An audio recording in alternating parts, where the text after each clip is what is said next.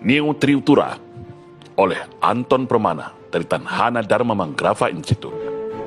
Hari ini semuanya sudah jelas.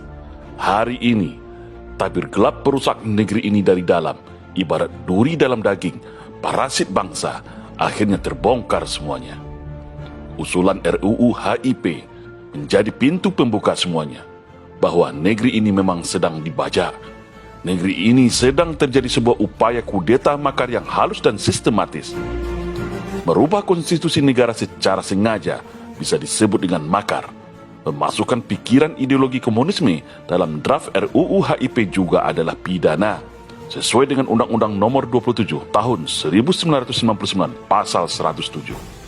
Untuk itu, pada kesempatan ini, atas nama rakyat Indonesia, atas nama keadilan dan tegaknya hukum di bumi Nusantara, demi amanah Pancasila dan Undang-Undang Dasar 1945, maka kita mengusulkan apa yang disebut dengan New Triutura, 3 tuntutan rakyat gaya baru hari ini, sesuai dengan eskalasi dan aspirasi rakyat hari ini, yaitu 1. Tolak dan batalkan RUU HIP, atau apapun namanya nanti, rakyat tidak peduli. Pancasila sudah final dan mengikat, jangan coba diutak-atik lagi.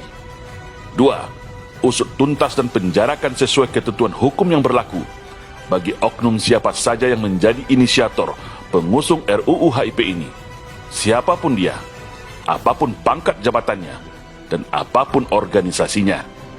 Ini sangat penting dan darurat, karena materi RUU HIP ini sudah sangat jelas terang benderang bertentangan dengan konstitusi, bertentangan dengan TAP MPR dan undang-undang. Perlu tindakan tegas, siapa oknum pelaksananya, siapa inisiatornya, dan siapa para pendukungnya. Rakyat jangan lengah, rakyat jangan mau dikibuli lagi. Mari kita petakan, catat, mereka semua para pengkhianat bangsa yang mau mengganti Pancasila.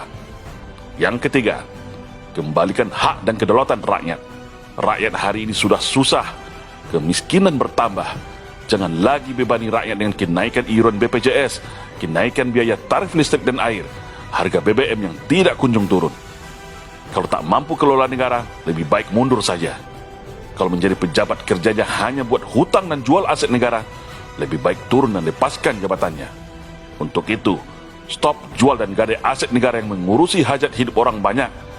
Semua milik negara untuk kemakmuran rakyat, bukan untuk kepentingan pejabat. Stop juga upaya pembungkaman kebebasan berpendapat, menyampaikan kritik dan aspirasi, semua dijamin konstitusi pasal 28 Undang-Undang Dasar 1945. Rakyat juga punya kewajiban dalam prinsip bela negara untuk membela nasib bangsanya.